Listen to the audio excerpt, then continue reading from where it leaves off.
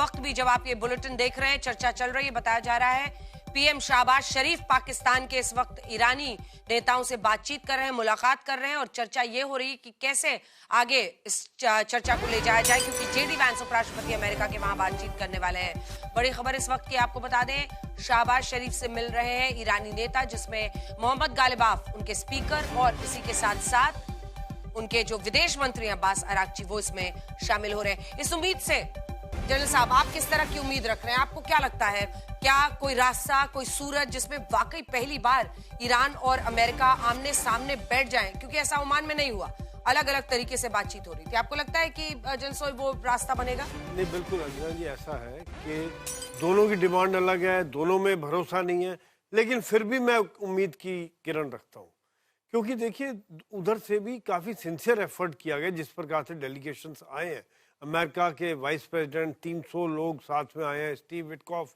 और रशीद आए, जो कि जेडी वैंस थोड़ा सॉफ्टर माने जाते हैं उधर से। हालांकि जो स्पीकर है उनके, जो उनकी मिलिट्री बैकग्राउंड है पुरानी, गालिबाफ, वो हार्ड लाइनर है। अभी भी जिस प्रकार से हमने देखा जहाज से आए हैं तो एक बच्चों की फोटो लगाई हुई है, एक मैसेजिंग थोड़ा सा नेगेटिव मैसेजिंग था, लेकिन फिर भी जिस प्रकार से डेलीगेशन आए हैं और बातचीत का उम्मीद मैं रखता हूँ। दोनों तरफ से, उधर से 71 लोग आए, उधर से 300 के लगभग लोग आए हैं, तो और हर डिपार्टमेंट के लोग आए, तो कहीं ना कहीं डिसीजन टेकिंग वाला भी फैसला लेके आए होंगे और कुछ ना कुछ बातचीत आगे बढ़ेगी। जैसे पहले बताया था कि अगर आप तोप मांगोगे तो तमंचा तो मिलेगा, इतनी डिमांड्स हैं, तो शायद बार्गेनिंग होके, गिव एंड टेक होके कि थोड़ी अब बात आपकी मान ले, थोड़ी बात हम हमारी मान लो, तो उसके द्वारा कहीं ना कहीं बात आगे बढ़ सकती है। हो सकता है बात कुछ भी फैसला ना हो, लेकिन ये हो कि आगे 10 दिन बाद फिर मिलेंगे, सीज फायर फिर जारी रहे।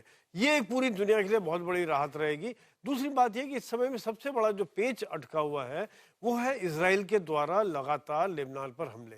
जैसे अंजना जी अभी आप कह रही थी कि क्या ईरान हिजबुल्लाह का साथ छोड़ देगा, ये बहुत बड़ा सवाल है। क्या ये ऐसा रिस्क वो ले सकता है मोल? बिल्कुल, ये अगर ये ऐसा मान लीजिए साथ छोड़ता है तो वो कहेंगे तो आपके लिए तो हमने जान दी, हमास, हिजबुल्लाह, हुती, ये जो आज आपके कारण वहां पर इजराइल के ऊपर बम पड़ रहे हैं, जिसके कारण आज वो मारे जा रहे हैं, और जब आपका ऊपर बात आई तो आपने हाथ पीछे खींच लिया, तो ये आगे के लिए फिर क्यों खड़े होंगे? ये लोग किस लिए खड़े होंगे? और जबकि आज दुनिया में भी एक ईरान का जो स्टैंडिंग बनती जा रही थी मुस्लिम वर्ल्ड में, खासतौर से शिया वर्ल्ड में, वहां पर भी एक काफी असर पड़ेगा। तो मेरे ख्याल से वो इस चीज के लिए काफी स्ट्रांगली काम करेंगे। और अमेरिका भी ये चाह रहा है कि इजराइल को कह रहे कि भाई आप भी थोड़ा शांत रहो, लेकिन अभी तक वो बात मानी नहीं, क्योंकि इजराइल की इंटरेस्ट अलग है, अमेरिका की इंटरेस्ट अलग है। और भाई जिस हिजबुल्लाह को लेबनान की सरकार ने आतंकी घोषित करके कह रहे हैं कि जाओ यहां से, वो अगर इजराइल के लिए खतरा है तो उनका भी स्टैंड अपनी जगह पर सही है। अब जल्दी से रविंदर जी आपसे समझना चाहेंगे, पाकिस्तान के चयन को लेकर बड़ी चर्चा हो रही है। हालांकि हम सब जानते हैं, दुनिया जानती है कि उसका लेवल है और कैसे वो सिर्फ एक मैसेंजर के तौर पर वहां पर कर रहा है, लेकिन वहां पर तो नोबेल पीस प्राइज की मांग हो रही है शरीफ और मुनीर के लिए। ये सब आपस में नोबेल खेलेंगे। आई होप कि ये they become noble souls, that's the important thing. हाँ, पाकिस्तान का चयन, उससे पहले क्विक 2 पॉइंट कहता हूं मैं, जो भी बात हुई थी। देखिए, ये अमेरिका और इजराइल की मिलीजुली सांठगांठ की बात हो सकती है कि इजराइल अटैक करता रहे लेबनान पे। ये एक बार्गेनिंग चिप मिलेगा अमेरिका को, ईरान को बोलने को कि हाँ ठीक है, चलो रुकवा देता हूं, इसके बदले में तुम मुझे क्या दोगे। Lebanon is part of the deal, I think. Okay, ये बार्गेनिंग चिप क्रिएट कर रहा है America. Let Israel do it and then say कि I will back off that. Jasdeep ji भी बोल रहे थे, जसदीप जी भी जुड़ेंगे तो दिखा दीजिए। एंड सेकेंडली, इस जंग में एक नया सुपर वेपन पैदा हुआ है।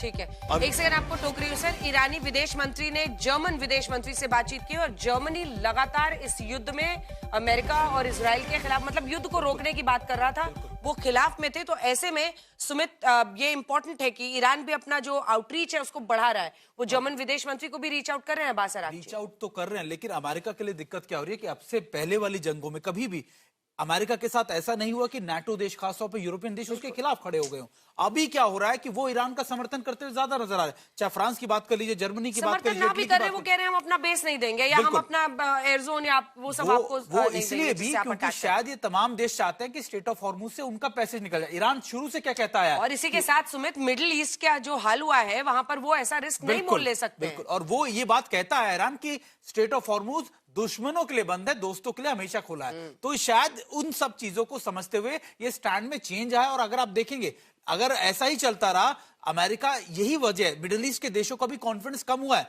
ईरान अमेरिका के ऊपर, क्योंकि देखिए इस पूरे 40 दिन के युद्ध के दौरान उन्होंने तमाम उन बड़े रेडार्स को, उनके डिफेंस सिस्टम्स को तबाह कर दिया, जिससे आर्थिक रूप से ज्यादा स्ट्रेटेजिक नुकसान अमेरिका को हुआ है। रुबिंदर जी अपनी बात पूरी करें। हाँ। हाँ जी हाँ, तो जैसे सब बात हो रही है, इस जंग में एक सुपर वेपन पैदा हुआ है। इस किस्म का कभी सुपर वेपन था ही नहीं दुनिया में, और वह हॉर्मुज स्ट्रेट, जो पहले खुला था, जो पहले खुला था।